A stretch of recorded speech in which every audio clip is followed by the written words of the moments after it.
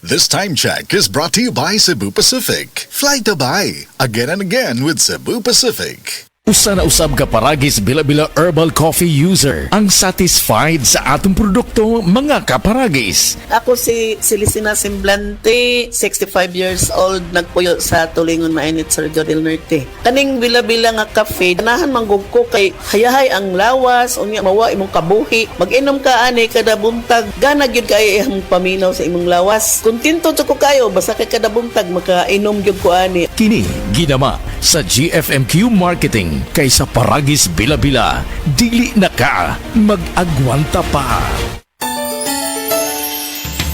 I'm Antoinette Lahos, 45 years old, radio DJ diri sa Cagayan de Oro. Naila ko nga si DJ Tony for 13 years. To the many hats I wear, boses ang puhunan nako ug partner nako ang MX3 capsule. With jogging and proper diet, MX3 believer nako for 5 years.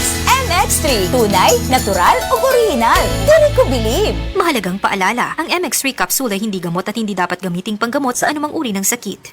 Be extraordinary with MX3.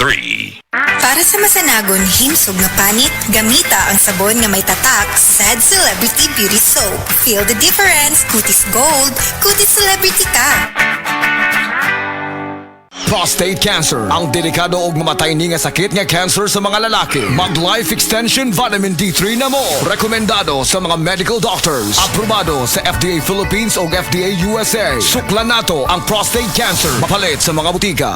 This time check is brought to you by Cebu Pacific. Fly to buy again and again with Cebu Pacific. Mga kababayan, ang pagbabakuna ay subok, epektibo at ligtas na proteksyon na ating katawan laban sa mga sakit. Kaya naman, simula sa ika-7 ng Oktubre, sa pagtutulungan ng Department of Health at ng Department of Education, maaari nang makapagbakuna ng libre sa mga pampublikong paaralan.